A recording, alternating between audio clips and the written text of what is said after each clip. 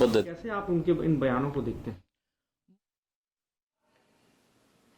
उसका जो बल था कि ब्रिटिश साम्राज्य उसके सामने झुका।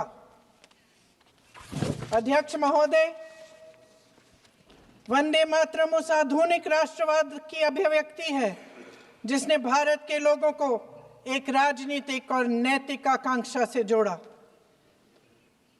जिसने भारत के लोगों को एक साझा नियति के उत्तराधिकारी, एक साझा भविष्य के निर्माता के रूप में देखा। लेकिन आज की ये बहस मुझे कुछ अजीब सी लग रही है। जैसे मैंने कहा, ये गीत देश की आत्मा का हिस्सा बन चुका है।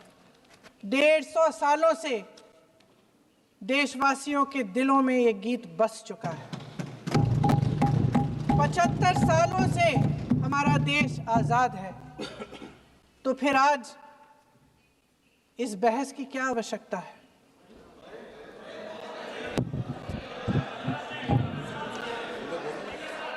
हमारा यहाँ मकसद क्या है? जनता से हमें दिया गया दायित्व, जनता का विश्वास, उनके प्रति हमारी जिम्मेदारी, हम किस तरह से इसका इस्तेमाल कर रहे हैं, हमें ये सोचना चाहिए। क्योंकि अब इस मोड़ पर हम इस सदन में अपने राष्ट्रगीत पर भी बहस करेंगे। आपने बहस मांगी है, आपने बहस मांगी है। आप तो इलेक्टोरल रिफॉर्म्स की बहस नहीं मांग रहे थे कि जब तक हम इस पर बहस नहीं करेंगे तब तक उस पर बहस नहीं होगी। इसकी वजह क्या है? इसकी वजह क्या है? हम आज यहाँ ये बहस क्यों कर रहे हैं? हमारा राष्ट्रगीत है, इस पर क्या बहस हो सकती है? हम ये बहस यहाँ आज 2 वजहों से कर रहे हैं।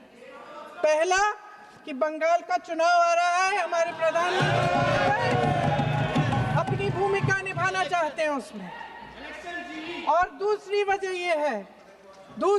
ये है, ये मकसद है, पुरानी मकसद इनकी, अध्यक्ष महोदय, कि जिन्होंने स्वतंत्रता की लड़ाई लड़ी, जिन्होंने देश के लिए बड़ी बड़ी कुर्बानियां दी, उन पर सरकार नए आरोप लादने का मौका चाहती है। देश का ध्यान फिर से जनता के ज्वलंत मुद्दों से भटकाना चाहती है। यही एक मकसद है आपका। आपका मकसद है कि हम फिर से उसी अतीत में मंडराते रहें, उसी की तरफ हम देखते रहें जो हो चुका है, जो बीत चुका है, क्योंकि ये सरकार वर्तमान और भविष्य की ओर देखना ही नहीं चाहती। वे इस काबिल ही नहीं रही। सच्चाई ये है अध्यक्ष महोदय कि आज मोदी जी वह प्रधानमंत्री नहीं रहे जो एक समय में थे। सच ये है कि ये दिखने लगा है, उनका आत्मविश्वास घटने लगा है, उनकी नीतियां देश को कमजोर कर रही हैं। और मेरे सत्ता पक्ष के साथी चुप इसलिए हैं क्योंकि अंदर अंदर से वे भी इस बात से सहमत हैं। आज देश के लोग खुश नहीं हैं अध्यक्ष महोदय, परेशान हैं, तमाम समस्याओं से घिरे हुए हैं।